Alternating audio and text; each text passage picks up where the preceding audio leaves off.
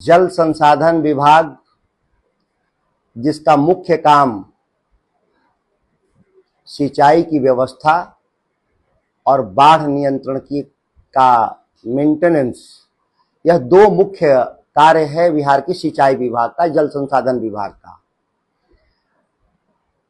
लगभग प्रतिवर्ष जल संसाधन विभाग के द्वारा, सिंचाई विभाग के द्वारा 4000 करोड़ से ऊपर की राशि बिहार में खर्च की जाती है।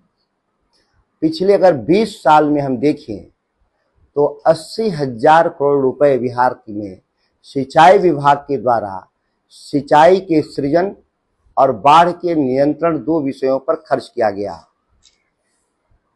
बिहार के लोगों को जानकर आश्चर्यचकित होंगे कि पिछले 20 साल में जब राबड़ी देवी जी की सरकार जब समाप्त हो रही थी 2005 में, तो बड़े सिंचाई योजनाओं के जरिए बिहार में 12.5 लाख हेक्टेयर सिंचाई की व्यवस्था हो रही थी। और जब आप 25-20 साल बाद देखेंगे तो यह घटकर 9.5 लाख हेक्टेयर हो गया।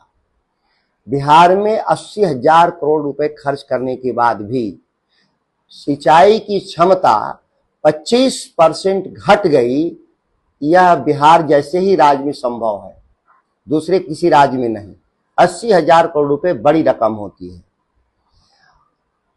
लेकिन इसके जिम्मे दूसरा काम भी है, बाढ़ नियंत्रण भी।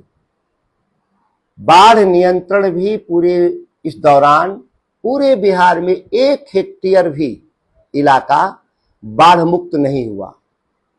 कई ऐसे आंकड़े भी आए हैं जो बाढ़ग्रस्त इलाका बढ़ा है, घटा नहीं है।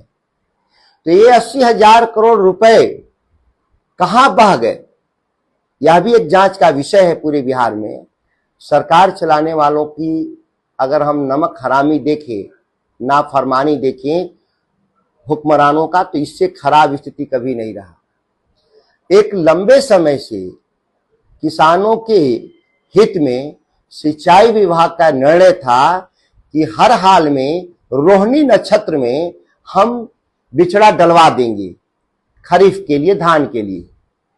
लेकिन वर्तमान सरकार, डबल इंजन की सरकार ने इस कानून को बदल दिया, इस नियम को बदल दिया। 15 मई तक जो नहरों में पानी छोड़ा जाता था, वो अब 1 जून को इन लोगों ने छोड़ना शुरू किया है। सवाल ये है कि 1 जून को भी बिहार में किसी नहर में पानी नहीं छोड़ा गया। बिहार सरकार के सिंचाई विभाग के एक आदेश के जरिए कहा गया कि बिहार में नहरों के मेंटेनेंस और पुनर्निर्माण के चलते नहरों का संचालन 15 जून से शुरू किया जाएगा। जो 15 मई तक नहरों में पानी छोड़ने का प्रावधान था, जिसको बिहार सरकार बदल करके 1 जून की स्वयं, और अब चिट्ठी निकाल करके 15 जून तक रोक देना, क्या बिहार में किसानी होगी? धान की खेती समय पर होगा?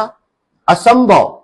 रोहन नक्षत्र निकल गया, रोहन नक्षत्र के बाद ये पानी देंगे, इसके बाद कब बिजड़ा डालेंगे, कब रोपाई होगी, और अभी जो फसलें हैं बिहार में उसका यील्ड भी प्रभावित होगा, उत्पादकता, उत्पादन दोनों प्रभावित होगा, लागत भी बढ़ेगा।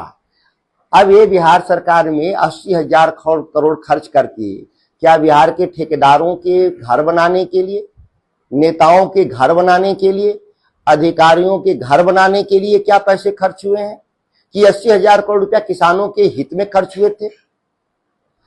25% घट गया पटवन, यह तो आश्चर्यचकित है ही हम लोग। लेकिन नदियों में पानी रहते हुए भी सोन नदी के जरिए 8 जिला का पटवन होता है।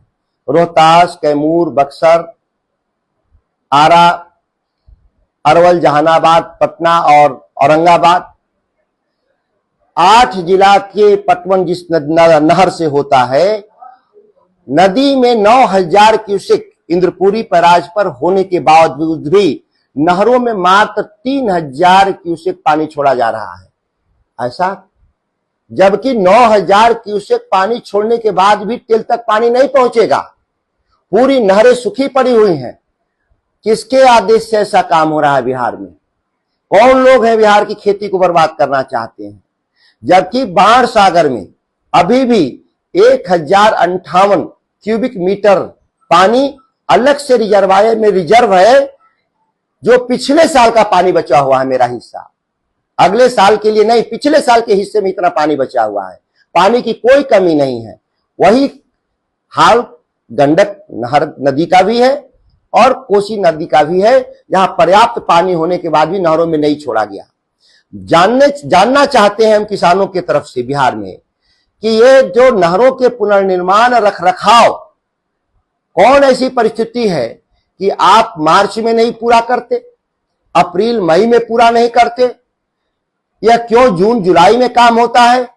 यह एक लूट का तरीका बना रखा है जल संसाधन विभाग बिहार में, जिसमें पैसे सरकार का लूट लेने का इंतजाम करता है कि कोई भी अगर नदी का सफाई, नहर की सफाई हो, अगर बारिश हो गया तो वो उसकी नापी में नहीं आ सकता और वह कह देगा कि ये सफाई हुई है और पैसा निकाल लिया जाएगा। इसके लिए जानबूझ के हर साल ये देर किया जाता है।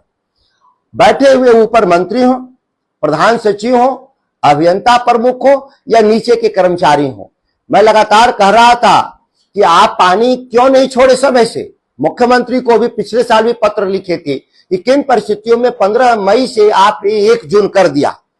आज 1 जून को भी पानी नहीं छूटा। जब मैंने टेलीफोन किया कि 1 जून को पानी क्यों नहीं छूटा नहरों में, तो कहा गया हम रिपेयर के लिए भी बंद किए हुए हैं बिहार के पूरे नहरों को।